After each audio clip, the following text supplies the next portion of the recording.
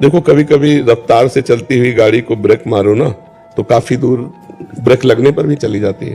तो जैसे हमारी रफ्तार से गाड़ी गलत आचरणों में चलती रही तो अचानक हम ब्रेक मारे सत्संग सुन के तो कुछ दिन हमको दिखाई देगा कि गलत हमसे हो रहा है, लेकिन ब्रेक लग चुकी है। घोर पापी को भी भगवान का नाम भगवान की प्राप्ति करा देता है। पर एक बात है, अबलो नशानी अब ना नशे हो, आज तक पाप किया अब नहीं करूंगा, तब उद्धार शुरू होगा। अब पाप भी करते जाओ, नाम भी लेते जाओ तो बहुत समय लगेगा। तो ये नियम तो लेना पड़ेगा कि ब्रेक मारनी पड़ेगी। देखो, अज्ञान जब तक रहेगा, जैसे हम स्वप्न में हैं, अपने को देख रहे हैं कि हमारी पिटाई हो रही है, तो अब उसको बचाया नहीं जा सकता, उसको जगाया जा सकता है। केवल जग करके ही वो स्वप्न के दुख से निवृत्त हो सकता है। वस्तुतः जन्म मरण नहीं है, भगवान की कृपा से या ज्ञान की कृपा से, दोनों के द्वारा ही हम अगला जन्म रोक सकते हैं, अन्यथा नहीं।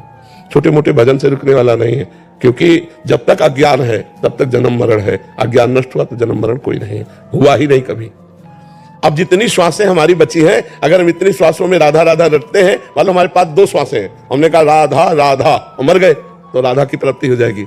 अंतःमति सुगति, अगर अंत में अपने पुत्र के बहाने नारायण पुकारा जा मिलने तो नारायण भगवान मिल गए ना। तो हम भगवान से यदि प्रार्थना करें तो हमारी सारी आसक्तियां वो नष्ट कर देंगे। भगवान अगर हमारे ऊपर करुणा करे तो आज ही हमारे हृदय में प्रेम भक्ति जागृत हो जाए। जब हमारी ऊंचाई बढ़े भजन की तो बात समझ में आएगी।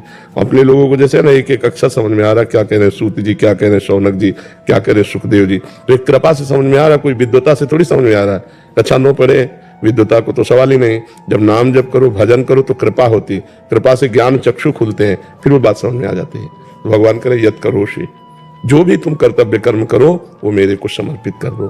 तो कर्तव्य कर्म वही है जो धर्म के अनुसार हो, पाप के अनुसार किया हुआ अकर्तव्य होता है, और अकर्तव्य भगवान को समर्पित नहीं किया जाता।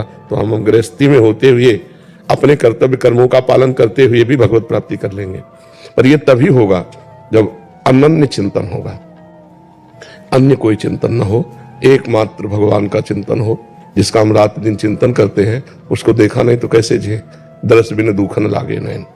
जब हमारे को रात्रि में नींद न पड़े, पूरी रात हो गई नाम जप करते हुए, सुबह हुआ फिर पूरा नाम में डूबा हुआ, दिनचर्या कर रहा है लेकिन उसको शुद्ध नहीं है, कब क्या करना है, बस वही मांग हृदय में, वही मांग और भजन। ये दशा तभी आएगी जब निरंतर अव्यावृत भजनात् तन्मयाहा। देवर्षि नारद जी कहते तन्मय स्थिति भगवान में। वो बैठा है तो भगवान में, खड़ा है तो भगवान में, चल रहा है तो भगवान में, क्रियारत है तो भगवान में, क्रिया रहित है तो भगवान में। वो प्रार्थना, वो व्याकुलता, वो अंदर से रुदुषुस्वरम राजन कृष्ण दर्शन लालसा, वो परम पवित्र आखिरी स्थिति। बस इसके बाद तो प्रेम लीला में प्रवेश हो जाता है ना। एक स्त्री शरीर में आई थी, उन्होंने कहा था हमारे पास विश्व की हर वस्तु है, पर कहा मेरा मन खुश नहीं है, संतुष्ट नहीं है। तो मन रुपया पैसा पद प्रतिष्ठा भोगों से खुश थोड़ी होता है। इसमें हम थोड़ी देर के लिए राजी भले कर लें, फिर इसके बाद वही भूख उसकी। जब तक शोकों के धाम कामनाओं का त्याग करके भगवान का भजन नहीं होगा, तब तक हमारा मन कभी शांत और प्रसन्न नहीं हो सकता। इसलिए नाम जप